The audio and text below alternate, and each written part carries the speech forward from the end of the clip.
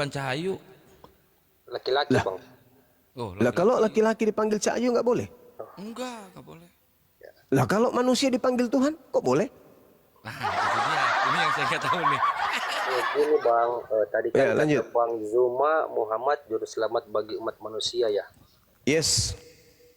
Terus jadi Quran itu Allah memwahyukan ya kepada Nabi Muhammad Alhamdulillah, iya, betul. dan dituliskan oleh sahabat-sahabatnya bang. Yes. Jadi isi di Quran itu benar semua ya bang. Alhamdulillah, sahih, valid. Terus kenapa saya baca di QS 66 ayat 1, Iya. mengapa engkau mengharamkan apa yang dihalalkan Allah bagimu? Kenapa itu bang Nabi Muhammad ditegur bang? Yes, karena Nabi Muhammad kemudian mengharamkan dirinya untuk minum madu. Mengharamkan dirinya menggauli istrinya yang halal. Sementara istri itu dihalalkan. Minum madu itu dihalalkan. Kenapa dia mengharamkan? Makanya ditegur oleh Allah. Kan itu Bukti. nggak dibilang minum madu bang. Nah, makanya Al-Quran itu tidak bisa dipahami hanya dengan terjemahan. Nah, itulah hebatnya Al-Quran. Oh begitu. Iya dong. Tadi kan kata Iya. Bang Suma itu Al-Quran benar semua diwahyukan, tapi kok bisa segitunya Allah menegur Nabi Muhammad ya? Apa hubungannya Al-Quran benar semua dengan teguran Nabi Muhammad? Berarti kan ada yang salah berarti kan kepada Nabi Muhammad sampai dia ditegur. Nabi Muhammad Sallallahu Alaihi Wasallam kemudian di dalam Al-Quran surah At-Tahrim jelas beliau kemudian mengharamkan dirinya kemudian tidak akan lagi aku minum madu ini, kata beliau. Tapi apa kata Allah? Tidak boleh kau mengharamkan itu. Ya ayuhan nabiyyu lima tuharrimu ma ahallallahu lak. Mengapa engkau mengharamkan sesuatu yang dihalalkan bagimu? Tabtaghi mardatan azwajik. Itu berbicara mengenai istri. Engkau ingin menyenangkan hati istrimu? Allahu ghafurur rahim. Dan Allah maha pengampun lagi maha penyayang. Ini tidak berbicara mengenai tuduhan-tuduhan orang-orang kafir, enggak. Ketika kemudian baginda Rasulullah Muhammad Sallallahu Alaihi Wasallam datang kepada bini beliau, ini tentang hukum etika kemudian. Etika, bagaimana Rasulullah kalau kita berbicara mengenai asbabul nuzul dari ayat itu sangat jelas. Beliau mengharamkan dirinya kemudian minum madu. Enggak mau lagi dia. Baiklah sayang, aku tidak akan minum madu lagi. Ditegur oleh Allah.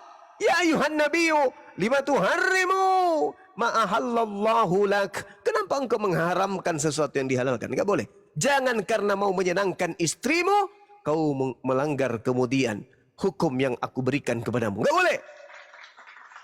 Nah, itu teguran Allah kepada baginda Rasul Muhammad sallallahu alaihi wasallam. Bukti bahwa Al-Qur'an itu bukan karangan beliau. Kalau ini Al-Qur'an karangan beliau, nggak mau dikarang dia. Oh, kok saya pakai dikena teguran? Enak aja. Aku kan hebat. Ngapain aku ditegur-tegur? Nggak kira hapus yang ini. Itu kalau karangannya dia. Tapi kan tidak mungkin. Makanya Allah mengatakan, "Qad faradallahu lakum tahillah aimanikum wallahu maulakum wa huwal alimul hakim." Sungguh Allah telah mewajibkan kepadamu membebaskan dirimu dari sumpahmu barusan. Dan Allah adalah pelindungmu dan dia mengetahui dan dia maha bijaksana. Itu kata Allah. Jadi saudara, kalau Anda membaca Al-Quran itu ya apalagi sampai mengkritisi maksud saya.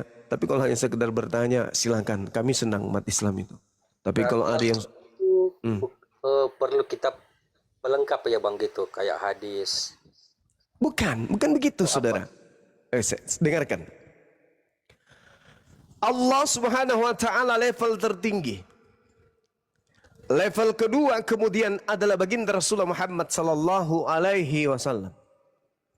Di bawahnya level ketiga yaitu manusia biasa. Allah memberikan wahyu kepada beliau, Nabiullah, agar bisa menguraikan kalimatullah.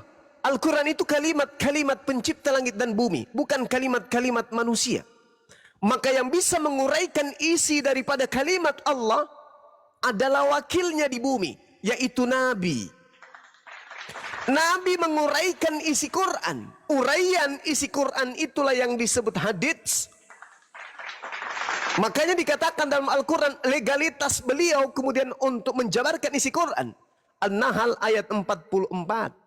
Bil bayyinati waz zubur wa anzalna ilaika dzikr litubayyana lin-nasi ma nuzzila ilaihim wa la'allahum yatafakkarun. Aku berikan Al-Quran kepadamu wahai Nabi Muhammad agar engkau menjelaskan, menguraikan kemudian, mentafsirkan kemudian kepada seluruh umat manusia. Dia diperintahkan untuk mentafsirkan. Apa maksudnya? Seperti sebuah bangunan, Al-Quran itu seibarat rumah yang sudah utuh. Nah, hadits itu fungsinya apa? Menjelaskan dinding. Itu ada batu merah, ada semen, ada pasir, ada kusen, ada jendela, ada pintunya, ada kain hordennya. Itu hadits. Yang tadinya sudah utuh, dipecah-pecah oleh Rasulullah. Dipilah-pilah oleh Rasulullah untuk diuraikan satu persatu. Lantai, di situ ada keramik, di situ ada pondasi, di situ ada pasir, itu dijelasin. Atap, di situ ada seng, ada balok, itu diuraikan. Sudah sempurna. Tapi Rasulullah Muhammad SAW menjelaskan kepada level ke bawah, yaitu level manusia biasa yang tidak akan mungkin mengerti Quran selain diajarkan dan diuraikan oleh nabinya yang adalah wakil pencipta langit dan bumi. Maka disebutlah hadis atau ucapan Rasulullah, uraian Rasulullah, keputusan Rasulullah, perkataan Rasulullah. Seperti itu, Bung. Sedangkan kalau kita berbicara mengenai Al-Quran, itu murni adalah ucapan Allah. Dan yang bisa memahami itu adalah Nabi Muhammad untuk ia uraikan. Kalau orang lainnya menguraikannya tanpa dasar ilmu, tak bisa. Karena ini kalimat Allah, bukan kalimat manusia Al-Quran itu. Maka untuk menjelaskan harus pakarnya. Enggak boleh hanya menerima terjemahan lalu kita kemudian mengkritisi, wah Al-Quran itu salah. Kenapa rupanya kamu mengatakan salah? Aku lihat dalam Al-Quran itu begini. Padahal yang dibaca terjemahan. Bilangnya Quran. Padahal Al-Quran itu bukan terjemah. Terjemah bukan Al-Quran. Terjemahan Al-Quran itu bukan Al-Quran. Itu harus Anda pahami. Terjemahan Al-Quran itu bukan firman Tuhan. Terjemahan Al-Quran adalah upaya manusia untuk mengerti firman Tuhan. Makanya terjemahan bisa dikoreksi, terjemahan bisa direvisi. Jadi kesimpulan, Bible itu bukan firman Tuhan. Kenapa? Karena itu hanya terjemahan manusia.